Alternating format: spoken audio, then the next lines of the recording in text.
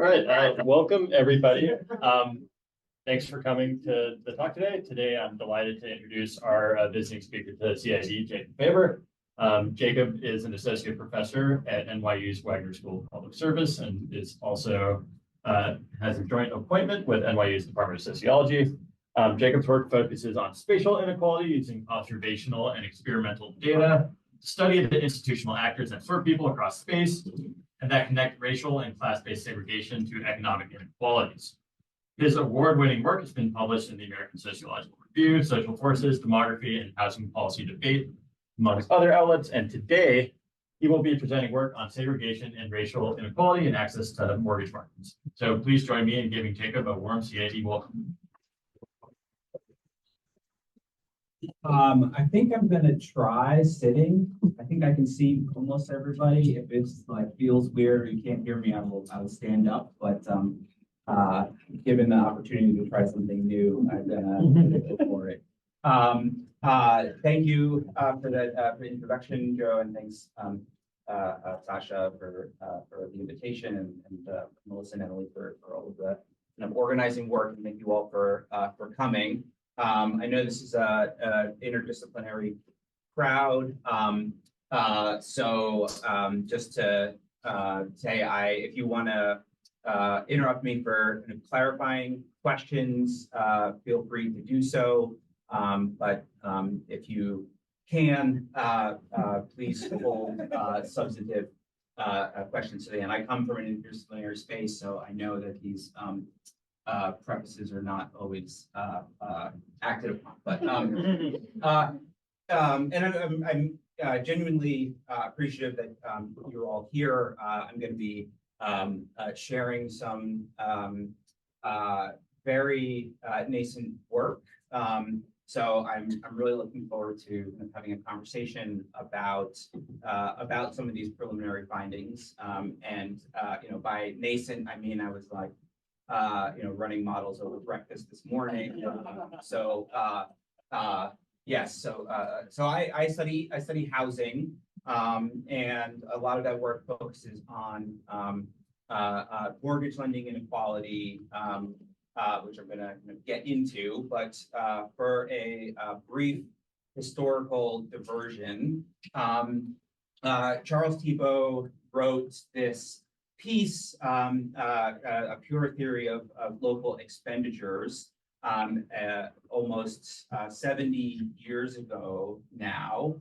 And the core idea of this piece was that under a certain set of fairly strong assumptions, that people will sort across municipalities based on their preferences for taxes and expenditures of those municipalities. A pretty straightforward and somewhat intuitive idea. And as papers that are published with those kinds of ideas, this paper has been cited now almost 25,000 times since its debut, and it has. I come to it through its implications for residential segregation, because the idea is that if there are more municipalities in a space, controlling for space and population, you will naturally have more segregation because people are going to have more units across which to sort themselves and to find a municipality that fits their preferences.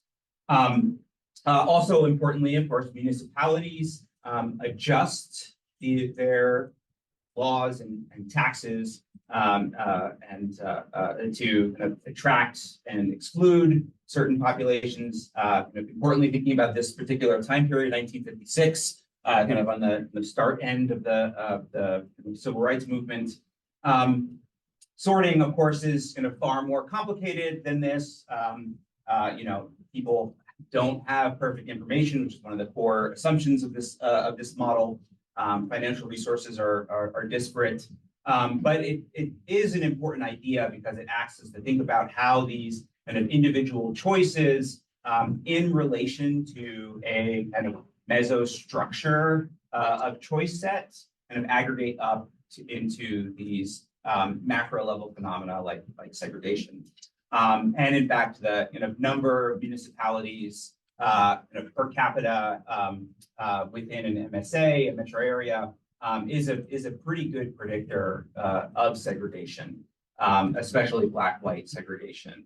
Those of you who know of the like lakes and rivers instrumental variable for segregation, that largely works through this idea that the more lakes and rivers there are in a place, the more natural boundaries there are, and therefore there are more municipalities that you can sort across. So kind of hold on to this idea for a bit and kind of through the talk. Back to where I'm more comfortable, back to sociology. So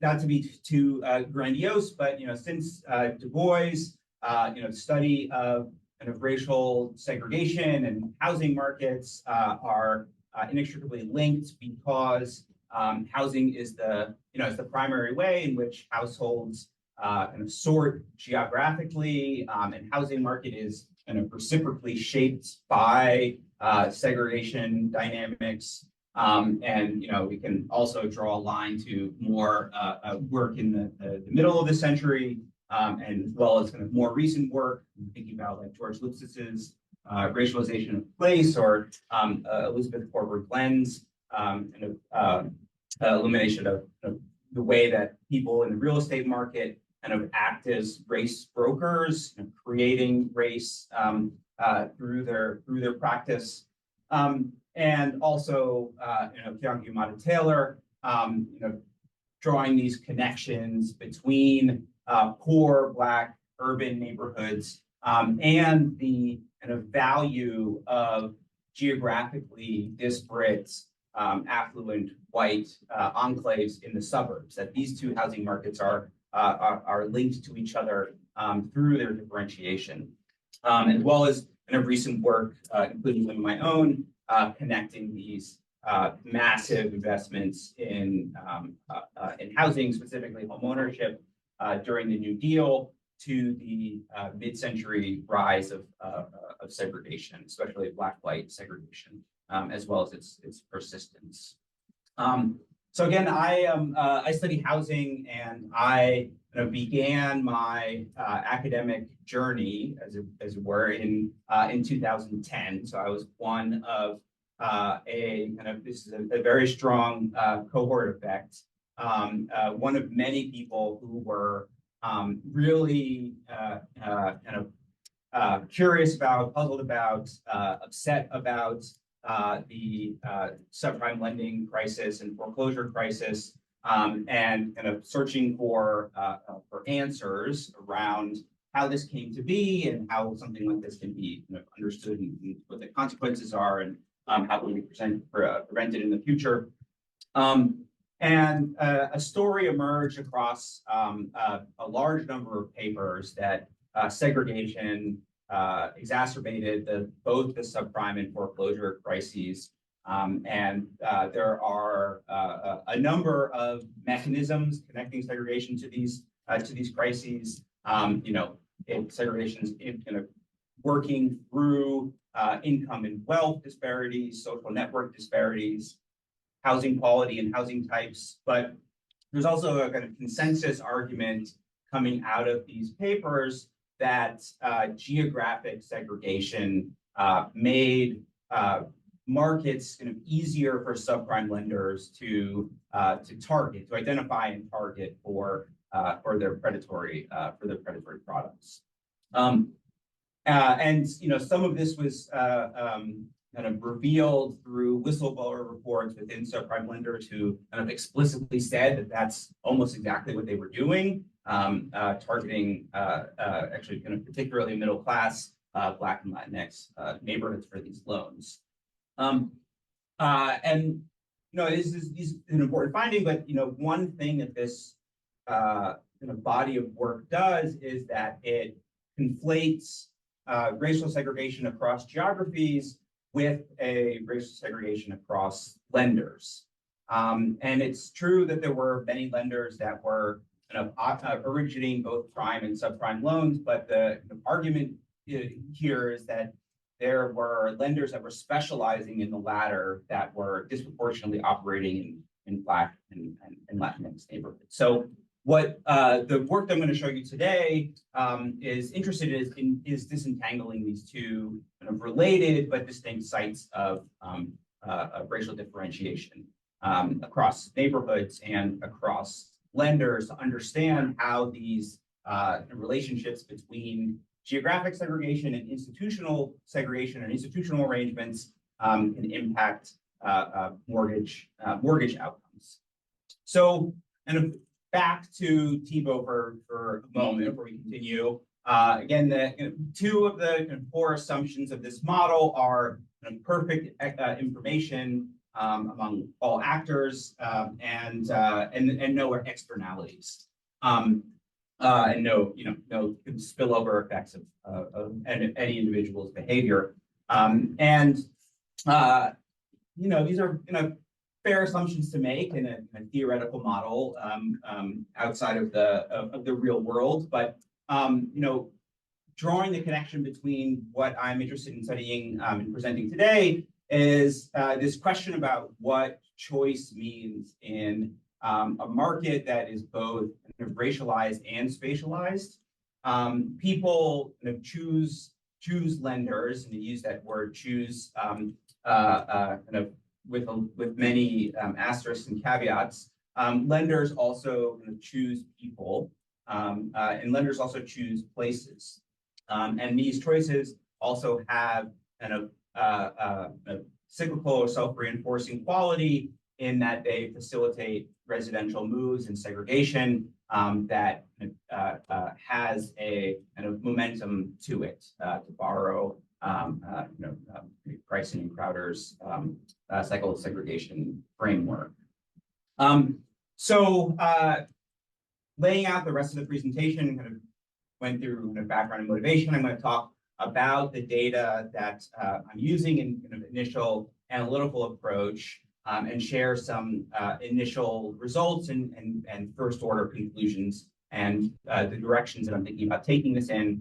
And again, the kind of idea or the question at the core of this is how do these concurrent forms of segregation shape mortgage outcomes? And here we see a figure of mortgage application volume over the time period that I studied, so 2007, which was the peak of the subprime boom through 2022.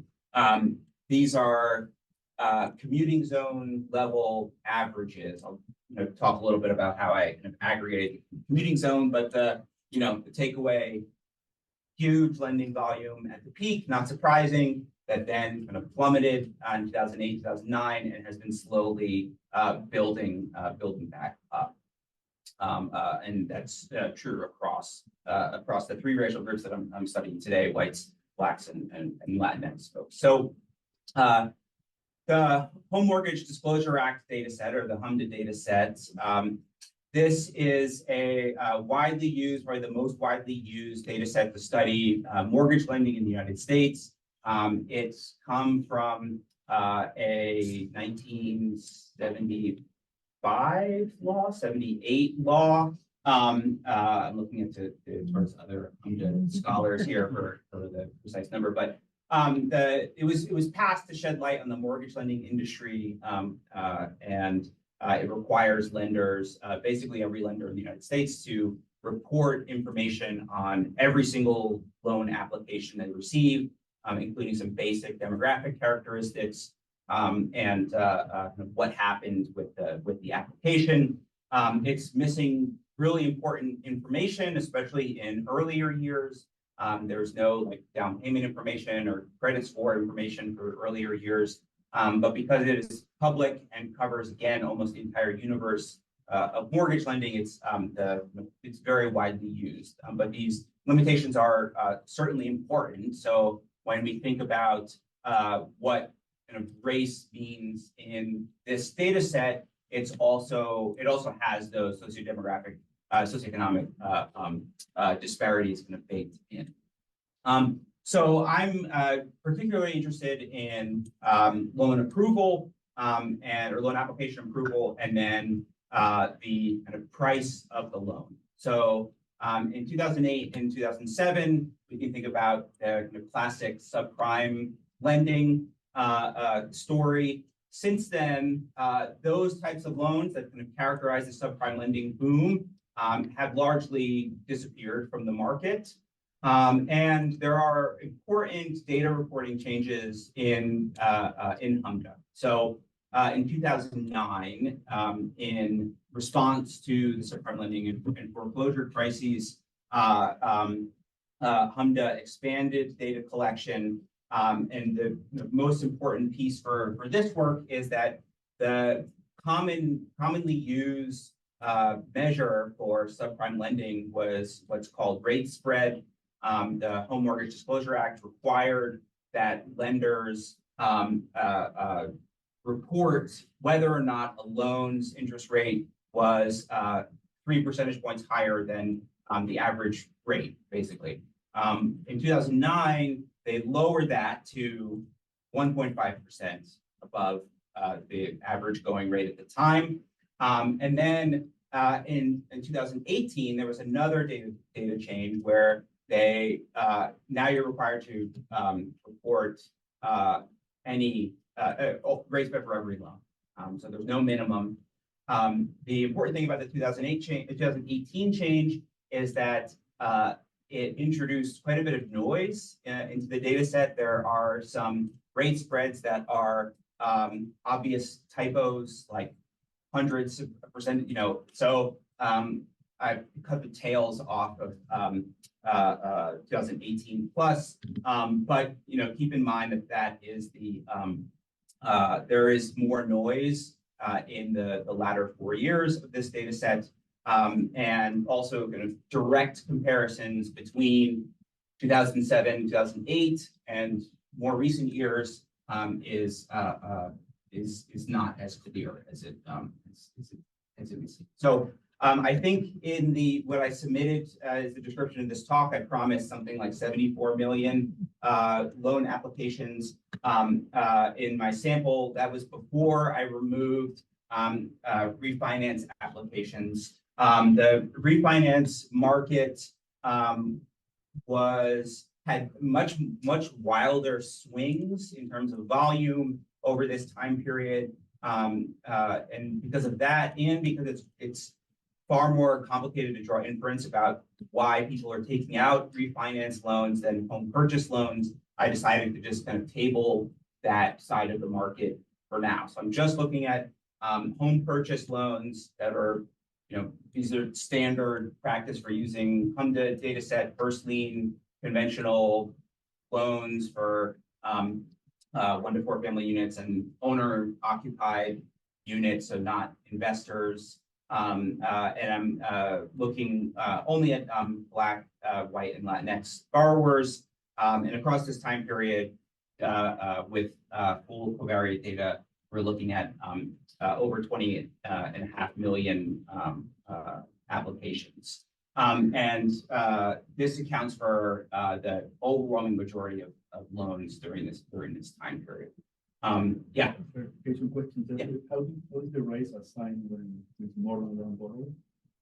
So it's a good question. So the HMDA data set identifies a primary borrower and then a co-applicant. So I'm just using the primary borrower's race here. I certainly could, in subsequent analyses, kind of incorporate more information about, in particular, the presence of a co-applicant tends to be an indicator of, or interpreted by lenders as a lower risk. Here are here's distributions of these outcomes. So at the top, we see approval rates by race, unsurprisingly higher for whites, and then followed by Latinx borrowers, and Black borrowers are the lowest. Approval rates for all three groups have kind of increased slowly since the start of this period of study. At the bottom, subprime and high cost rates. I've separated them out here again because comparisons from the 2007 and 2008 data and forward are a little bit murky, but we see a similar pattern across the period, which is slightly higher high cost and subprime lending rates for Latinx borrowers compared to Black borrowers, and Black borrowers are significantly higher than for white borrowers. And we also see an increase in this form of lending up until about 2019, and then 2020. Many people in this room have a lot riding on the 2020 fixed effects. I know, so we can certainly talk about that as well.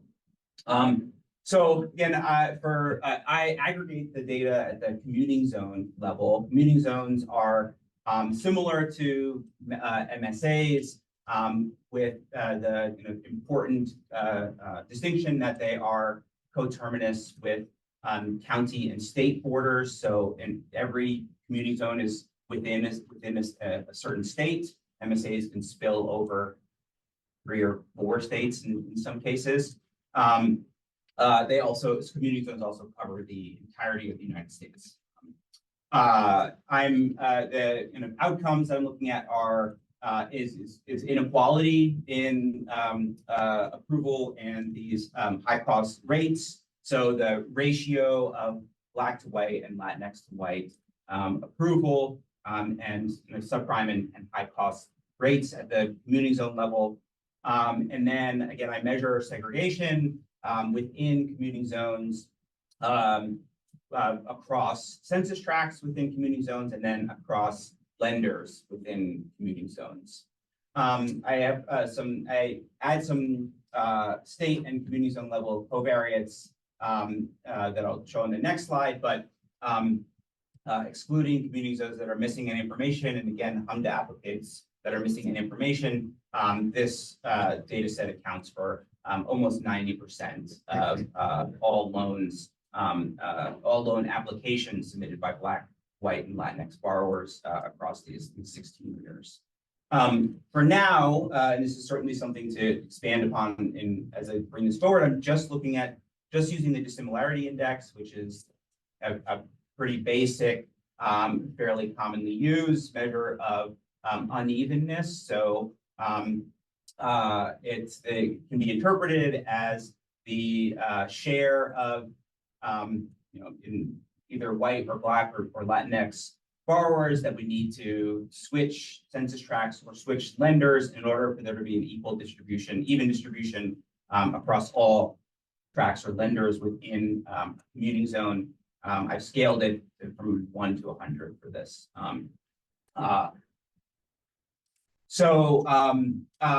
The modeling strategy here is a commuting zone fixed effects model where I'm regressing these outcome ratios on one or both measures of segregation, again, across tracts or across lenders.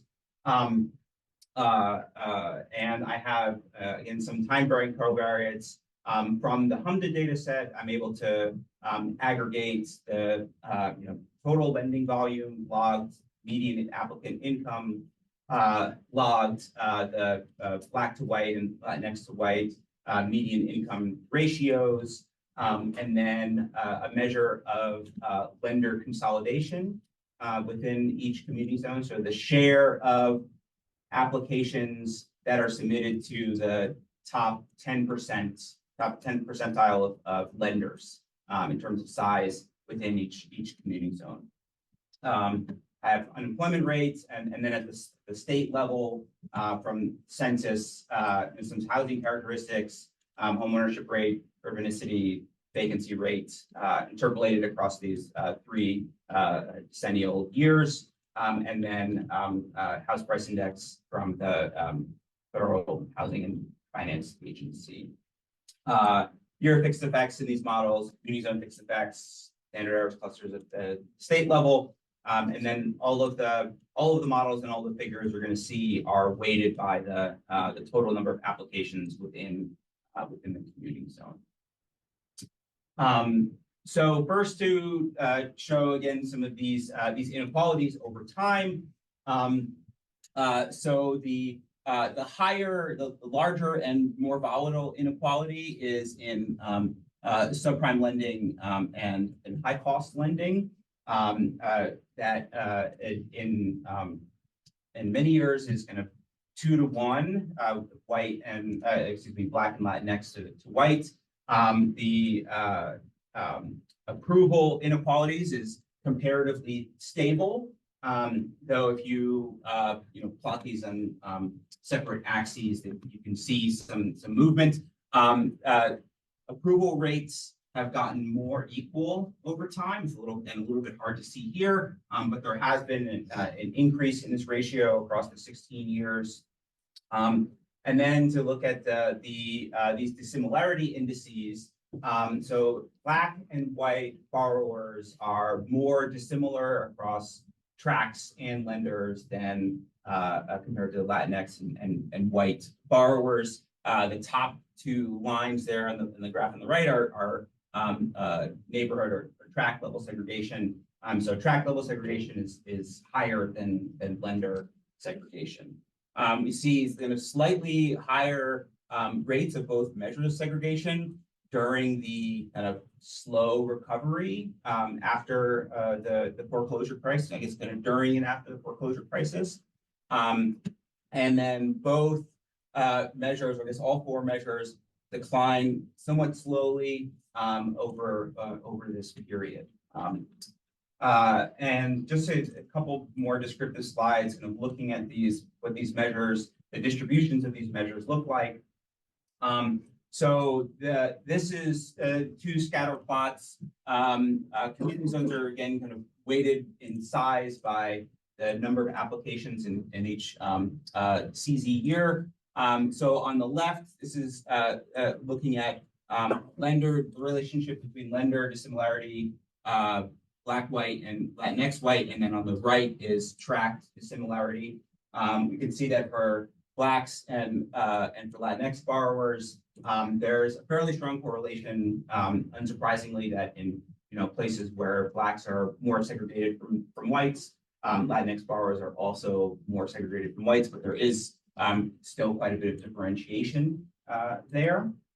When we look at the relationship between tracked and lender dissimilarity for blacks on the left and Latinx borrowers on the right, I expected these relationships to be far stronger, but there is a positive relationship, so they are correlated in that way. But I really expected there to be a much stronger relationship between differentiation across tracks and across lenders within commuting zones. And this relationship has also shifted somewhat over time. That in the middle of this sample period, that relationship was much stronger. So here, this is the regression coefficient of lender segregation regressed on track segregation interacted with year dummies, just to show how the strength of this relationship over time.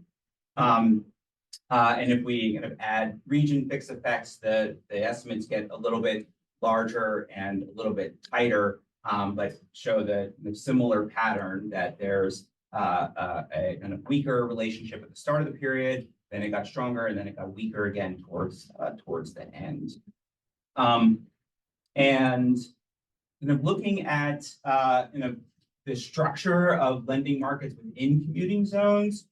So first, 2 scatter plots of black on the top and Latinx white on the bottom. You see that this is also first glance a little bit of surprise. Places with more lenders are less segregated than places with fewer lenders. However, you might notice because some of the circles are much bigger, and that's because there are larger metro areas that have more lenders. So if we kind of normalize this by a number of applications, then we see the kind of more expected relationship that the more lenders kind of per capita, or I guess per application, those places are more segregated. This relationship is not, again, kind of not as strong as I might have expected, but it is in the right direction, or the hypothesized direction. And the same is true for if we look at lender consolidation. So the commuting zones where the biggest lenders are taking the largest share of loan applications, those are less segregated, which and kind of I expected to find. Looking at so moving on to the some of the kind of modeling here. So first, another slide with too many scatter plots on it probably, but relationships between the approval inequality. So these again are black to white approval ratio on the top and Latinx to white on the bottom, across the distribution of tract level segregation. And here we see basically no relationship, which is somewhat contrary to the literature on this.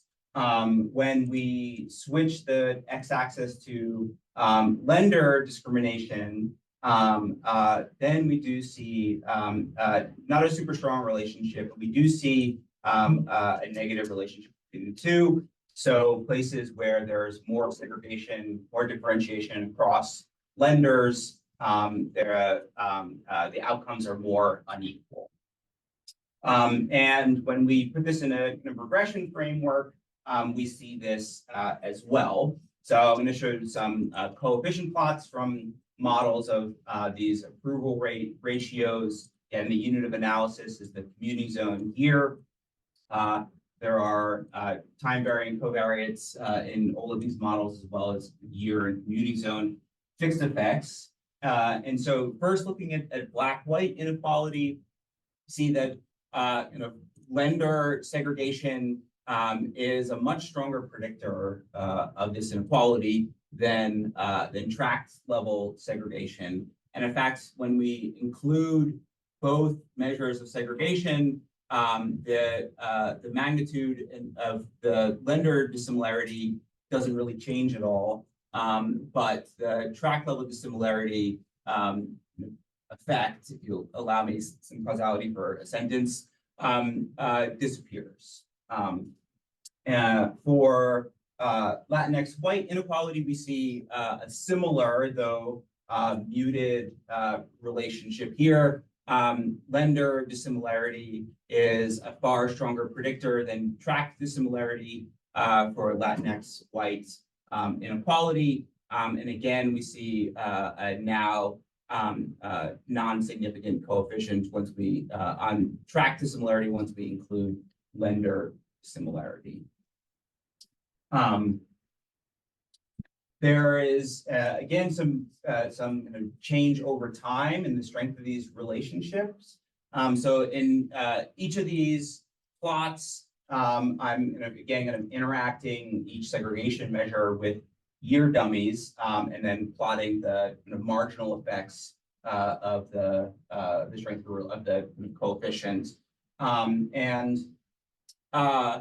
Interestingly, here we do find a negative effect of tract segregation on black-white inequality, though only at the peak of the subprime lending boom.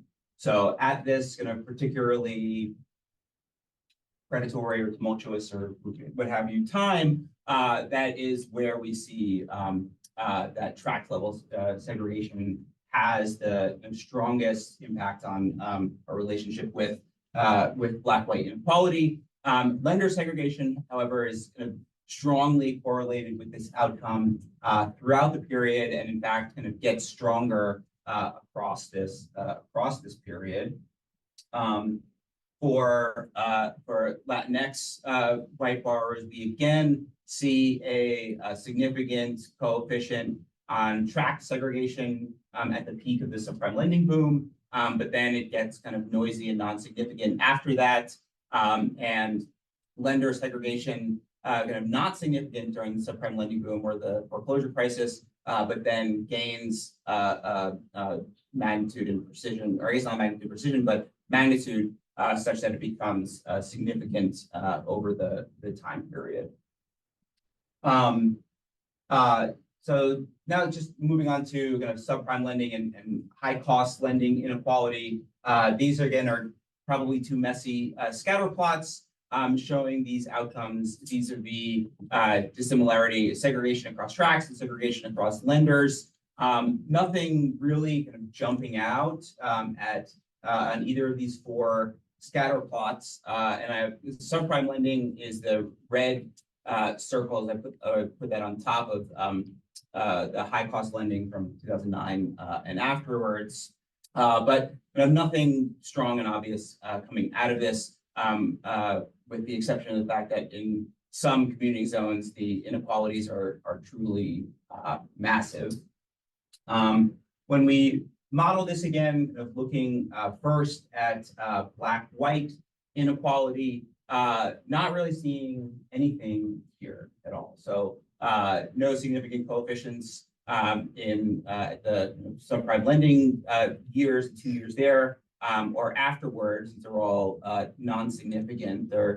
These are all positive but non-significant. And when we look at Latinx white inequality, there we see stronger and significant results for primarily again for lender differentiation.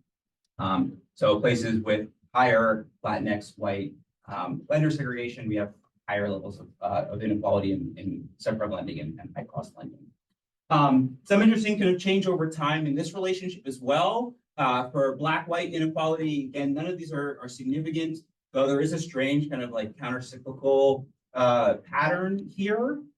Again, since they're not significant and all of the confidence intervals are overlapping, I'm hesitant to draw too much inference from it, but an interesting pattern nonetheless.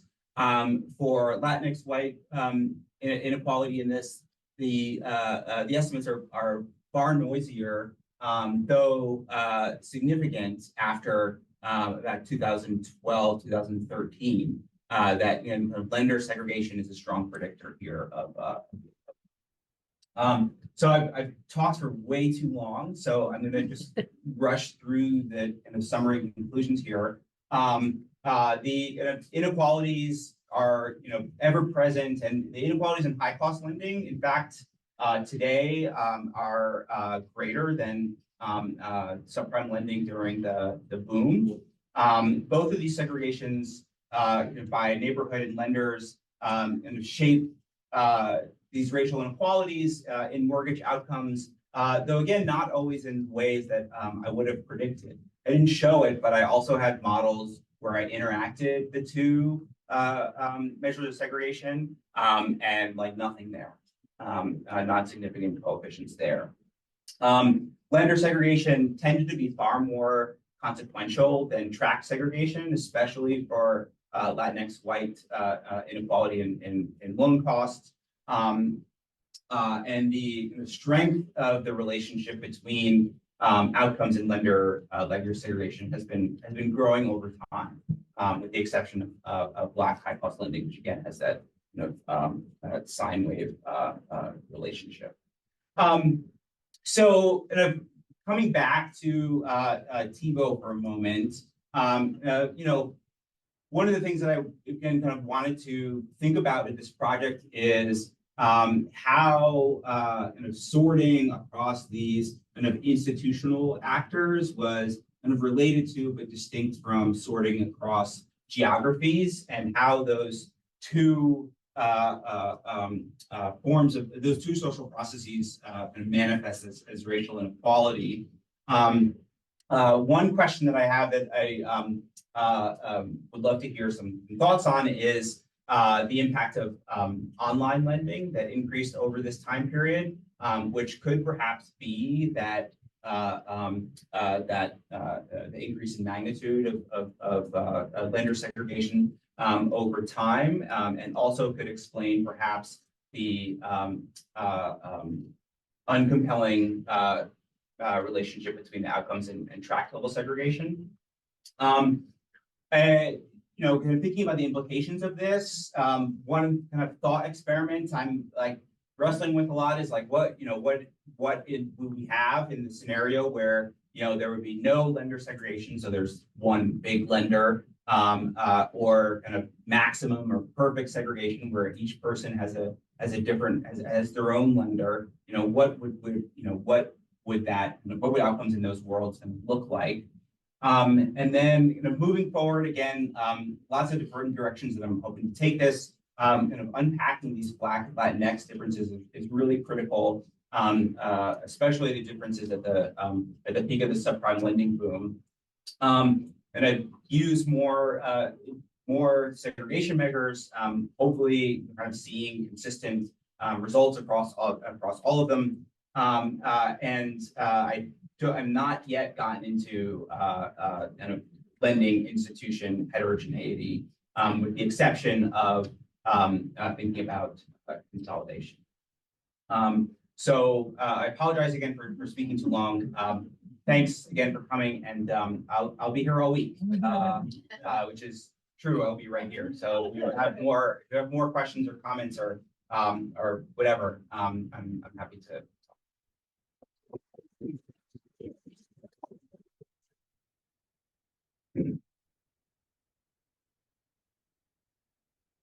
Yes, sorry. Yeah. So I should have asked this early on and kind of build up to what Pablo asked. In the HMDA data, how is race collected? I forget if it's self-reported or if it's the lender assigning it based on what they believe the race of the person is. And how does that point of collection potentially bias estimates, particularly with the Latinx folks? Yeah, no, it's a very good question. And the answer to it is murkier than I think we would prefer. So it's asked of the borrowers, but if borrower isn't provided, the lender will make assumptions. But it's a good question. And one thing I could do is add like no race or what have you as another group here. The challenge there is I'm layering more assumptions upon more assumptions, but in previous work that I've done, kind of no race or other race borrowers outcomes tend to fall kind of in between Black and Latinx outcomes. So if we assume there's more error in the reporting of Latinx identity, then the outcomes in reality are more unequal than what I've shown here. That's what I think. But it's a very good question. Well, follow-up. Yeah. Do lenders have an incentive through the reinvestment act to inflate their assigning, for instance, Black borrowers, Latinx? Another very good question. The CRA Community Reinvestment Act was also another civil rights legislation that essentially requires that lenders serve the communities from which they take deposits, and there's ostensibly an enforcement mechanism there, where every year, I think it's every year, lenders are graded by the CRA,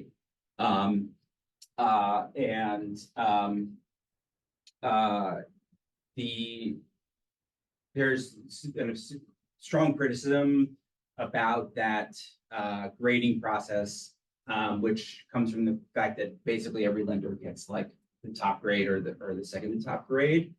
So there's basically no enforcement of it. That doesn't directly answer your question. I think I don't recall, and I should know because my wife did CRA reporting related work several years ago, but I don't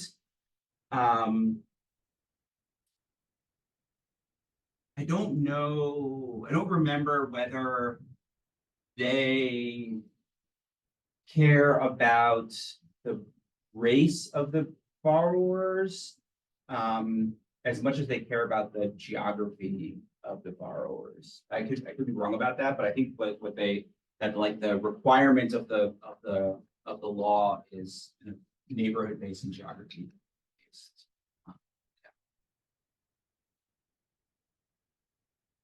Yeah, thanks for your talk, Jacob. I learned a lot. So I'm kind of trying to figure out why we would expect lender segregation to have an effect maybe on these subprime outcomes. And it seems to me that this kind of depends on whether or not banks are really targeting segmented markets or not. Right, because I think some of the instances that you brought up at the top of your talk about how whistleblowers were at like Bank of America, where they said Bank of America was targeting Black neighborhoods with inflated loans, but presumably Bank of America is also targeting affluent white neighborhoods with different loans. So is there like a way that you can work with the HMDA data to get at some of the like within lender heterogeneity and like who they're trying to get at with these products? Yeah, that is a good idea, and it's something that I've been kind of puzzling with how to measure, because I could look at I'm like flattening these differences across lenders in this current analysis, which is not as sophisticated as I want this to be eventually. And so one direction I want to take this in is thinking more about these differences across lenders and also within lenders. So I could fairly easily kind of stratify the lenders by their loan mix, and look at like their within lender high cost or subprime lending rates, and see how people segregate across high subprime lender loans and low subprime lender loans.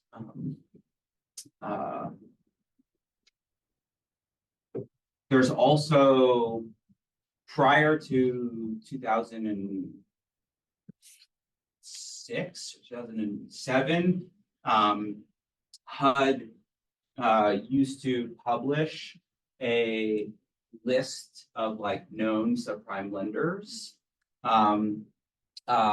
which actually I think they stopped doing that even before then, which is why people switched over to using rate spread as a measure of subprime lending.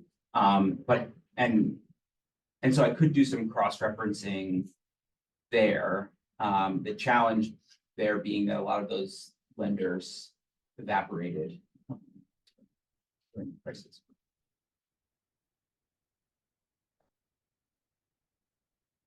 I'll stand up. Oh. Thanks for the talk. I'm super interested. I was kind of like surprised and really interested in how the relationship between lender and diversity increased over time, and trying to think of potential explanations there. And I was wondering, like maybe similar to Joe's point, if there could be like a changing distribution of types of lenders across commuting zones, and it's more about kind of institutional changes in the market of lenders. It could be something like, oh, there's a lot of small ones in rural areas that only operate in one region or a couple of CZs, and there's like a smaller number of really large ones in metro areas. So there could be something going on, like different trends of what kind of lenders are operating in different places that like drives that trend. So like I would be really interested to see how that like organizational knowledge is changing distribution across space too. If that might be to the basic relationship I'm kind of. Yeah, no, and thanks for that. And if you know, if you recall, it's one of the earlier, I'm not sure the bajillion scatter plots, but the smaller commuting zones where there were fewer lenders had higher rates of segregation, which perhaps supports that point, right? That places where people are more reliant on kind of local lending institutions are more unequal. And another way of stratifying certainly lenders is there is lender kind of geographic reach. So, this is just spitballing, but I could measure the share of commuting zones that each lender is lending to as a measure of kind of nationality of the of their market, which could also help with the kind of online. Yeah, my question was related to curriculum, and I was wondering about the association between lender segregation and approval rates. Should we interpret that as like white people are going to lenders that just have generally higher approval rates, and black people are going to lenders that have generally lower, or is there kind of within lender disparities emerging in those markets as well? Yeah, no, this is an excellent question. And honestly, like, I had, while I was like eating breakfast this morning, I had the same exact thought, and I was like, oh no, I don't have time to do this. But, one thing I could do is, I could simulate that, right? So, assign every kind of Black or Latinx borrower what the like average approval rating of the white lenders within their commuting zone year is, and then see how much of the disparity that explains.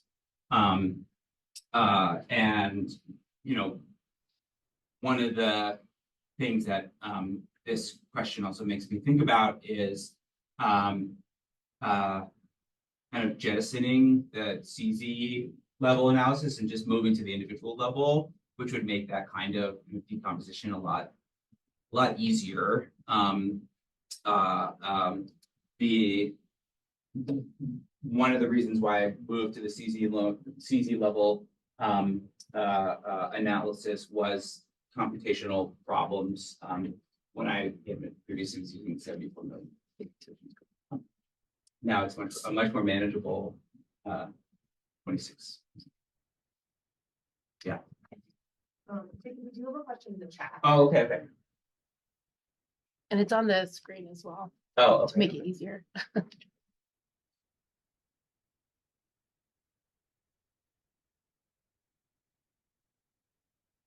Yeah, I have debated this question a lot of whether to this is kind of focusing on conventional loans, conventional lenders for the analysis. And I am kind of removing a kind of substantial part of the market, especially during the subprime lending peak, though I think that might have been mostly in refis, but I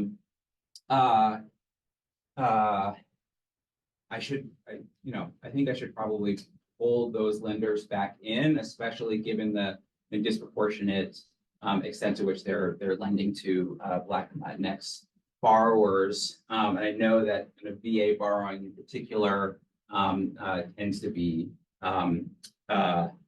far less segregated geographically in their lending.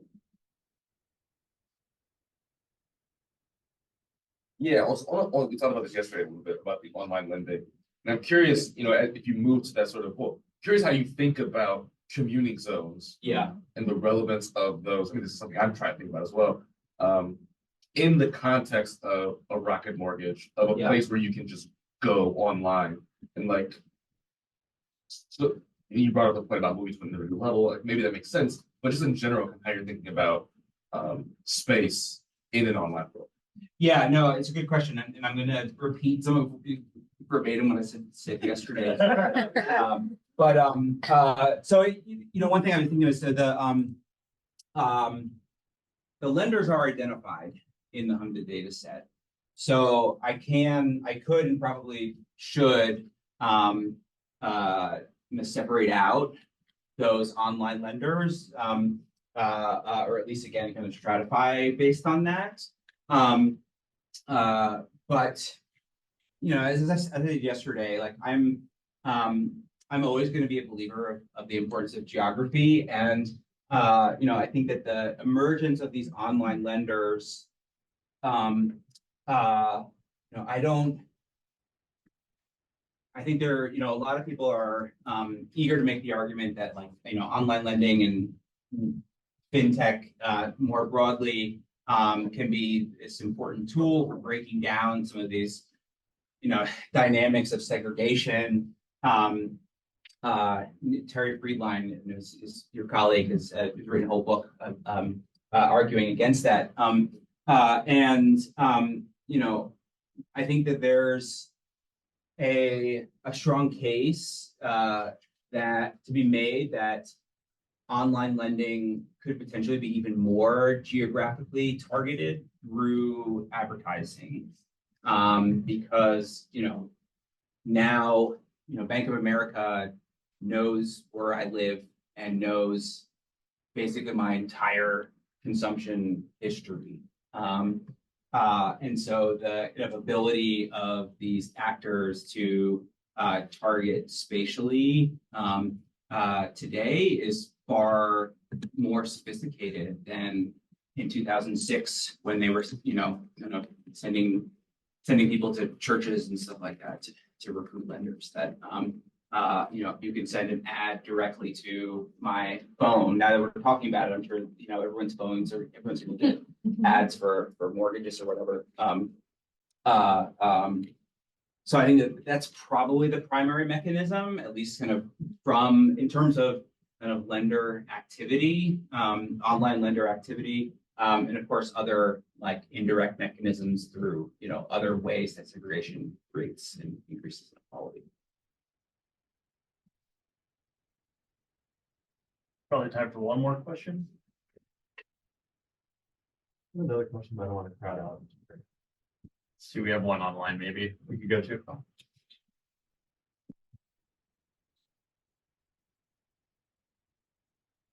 Oh, yeah. Aha, the big question. What do we do? So, I've done a lot of work on the consequences of redlining. The thing that I teach masters of public policy students. So that has forced me to come up with optimistic takes on structural disadvantage and measures of it. So the way that I spin my own and others' research on the consequences of things like redlining and mortgage lending inequality is that we very much know what we did to create the inequalities that we see today. So we in that way we have a kind of blueprint for undoing the inequalities that we see today. So, for example, on this specific question about mortgage lending inequality and redlining, I don't know how many of you remember, but way back in the before times, in 2015, I think, Elizabeth Warren came out with at that time, fairly radical. I think today it it would not be considered radical at all. But housing equality proposal to direct mortgage loans towards historically redlined communities that were currently disadvantaged. That idea is not a new one, but it's again in 2015 that was the closest anybody at that level of national political prominence had come to a kind of reparations plan or idea. And again, that idea was not new. George Romney, Mitt Romney's dad, when he was Secretary of HUD under unfortunately the wrong president under Nixon, had a very radical housing equality plan that similarly included funding mortgages for African Americans in white suburbs from which they've been excluded. Also giving the power of the federal government to override local zoning rules and building affordable housing. It's too bad what happened to his son. But again, these ideas have been around for a long time. And circling back to what it is a kind of talking point, but I believe that it is true that we know what we did to segregate people and create inequality. We can see how we're kind of replicating it over and over again. And so the solutions are out there.